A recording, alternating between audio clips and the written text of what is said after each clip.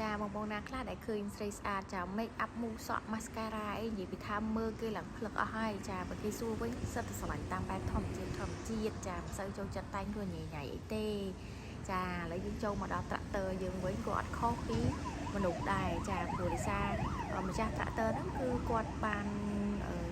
អូខេជាមួយនឹងត្រាក់ទ័រនឹងហើយអស់ហើយចាគឺគាត់មកតេស្តមកអីហើយអ្នកលក់គាត់ថាអើយបងបាច់រៀបចំអីបន្ថែមទៀតទេប៉ុន្តែអាចយកទៅប្រើបានតែម្ដងបងប្រុសម្ចាស់គាត់ថាអេអត់ទេចាឯងសេរីខ្ញុំឲ្យស្អាតមកដាក់មកភ្លឹងមកក្រហមមកហើយក្រហមនោះអត់មានក្រហមអដេបដុបទេណាចាក្រហមហ្នឹងក្រហមលក្ខណៈក្រហមមកឆ្វាចហ្មងណាមួយឆ្នាំអត់មានសត្រូវចាបើថាអដេបដុបកុំតន់អាចដឹកទៅហើយសម្រាប់ MT 24សេសនេះវិញចាគឺបងប្រុសគាត់យក55ជាមួយនឹងគប់វាយដីគឺជាឈុតដែលយើងយកទៅធ្វើស្អែកជាលក្ខណៈគ្រួសារចាមានអីដល់ពេលបងប្រុសគាត់កំងចេះទៅស្អាតរបស់គាត់ដែរតាចាគឺថាមកភ្លឹងស្អាតរបស់គាត់ចាភ្ញៀវអ្នកកំងឯងប៉ុន្តែដល់ពេលរៀបចំឲ្យម្ចាស់អ្នកលក់នេះក៏ស្រឡាញ់ដែរចាហើយពេលហ្នឹងក៏ចានិយាយលេងដែរនិយាយលេងថាអូយបងអើយត្រាក់ទ័របាញ់ត្រាក់ទ័រជប៉ុនអញ្ចឹង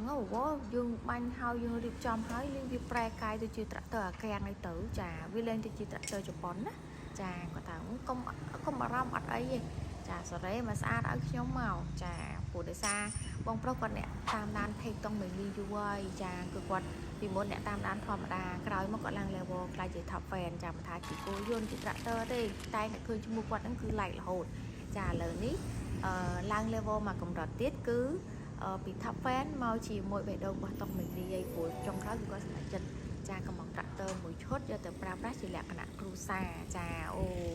ចាឥឡូវក៏ខ្លាយជាមួយរបស់តុងមីលីហើយបន្ទាប់ពី top fan រៀងយូរដែរចាអញ្ចឹងបងដែរមានតម្រូវការជាប្រភេទ tractor មួយទឹកមកពីប្រទេសជប៉ុនចាបងអាចធ្វើការកំងបានតាមរយៈអនឡាញក៏បានបងអាចអញ្ជើញមកមើលដល់ទីតាំងផ្ទាល់បានសម្រាប់ទីតាំងតុងមីលីគឺ